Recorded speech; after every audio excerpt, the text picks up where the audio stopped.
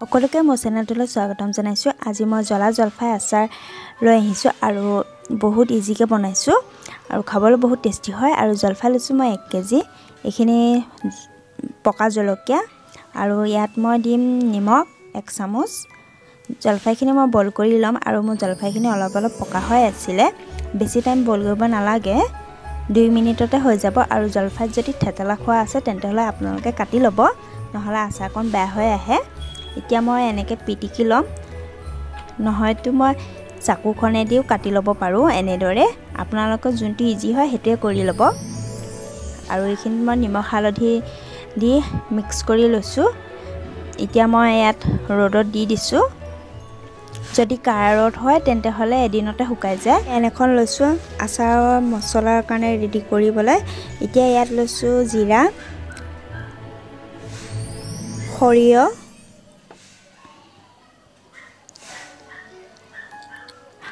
আৰু লৈছোঁ ধনিয়া গুটি,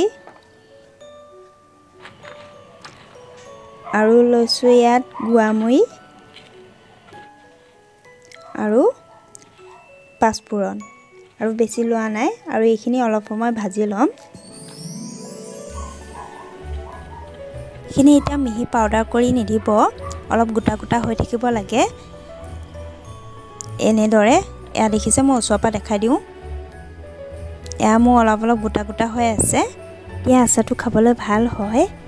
আৰু এইখিনি মই জলকীয়াখিনি ভাজি লৈছোঁ। জলকীয়া মই বেছি দিয়া নাই। আৰু এইখিনি ৰ'দত শুকাই থোৱা জলফাইখিনি আৰু এইখিনি জলকীয়াখিনি মই গুড়া কৰি লৈছোঁ। এতিয়া তেল অলপমান দি ভাজি ল'ম আচাৰখিনি। আৰু গেছৰ ফ্লেমটো কম কৰি ল'ব, বেছি হাই ফ্লেমত নবনাব, কাৰণ আচাৰখিনি জ্বলি যাব আৰু মছলাখিনি জ্বলি গ'লে খাবলৈ টেষ্টটো বহুত বেয়া হয়। মছলাখিনি মিক্স কৰি ল'ম। মিক্স কৰা হোৱাৰ পিছত মই জলকীয়া গুড়িখিনি ইয়াত দি দিম। গোটা জলকীয়া মই ভাল নাপাওঁ আচাৰত দি, সেইকাৰণে মই গুড়া কৰি লৈছোঁ। আপোনালোকে যদি ভাল পায় আপুনি গোটাকৈও দিব পাৰিব। এতিয়া মই বেছি টাইম নাভাজোঁ, 10 মিনিটমান ভাজিম। বেছি ভাজিলেও ভাল নহয়।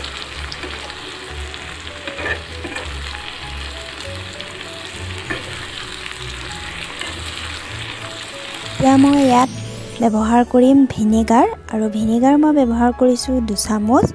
আৰু ভিনেগাৰ ব্যৱহাৰ কৰিলে আচাৰটো বহুত দিনলৈকে ভাল হৈ থাকে, বেয়া হৈ নাযায়, খাবলৈ কিনাৰ দৰেই লাগে। আৰু এইখিনি মই ঠাণ্ডা হোৱাৰ পিছত চিচাৰ বৈয়ামত ভৰাই এসপ্তাহৰ কাৰণে ৰ'দত শুকুৱাবলৈ দিম। তেতিয়া আচাৰটো খাবলৈ বহুত ভাল হয় আৰু সহজতে বেয়া হৈ নাযায়। যদি বনাই পোৱা নাই তেন্তে হ'লে বনাই চাব, বহুত ইজি হয় বনাবলৈ আৰু খাবলৈ বহুত টেষ্টি হয়। আৰু যিসকলে নতুনকৈ চাইছে লাইক, কমেণ্ট, শ্বেয়াৰ আৰু ছাবস্ক্ৰাইব কৰিবলৈ নাপাহৰিব।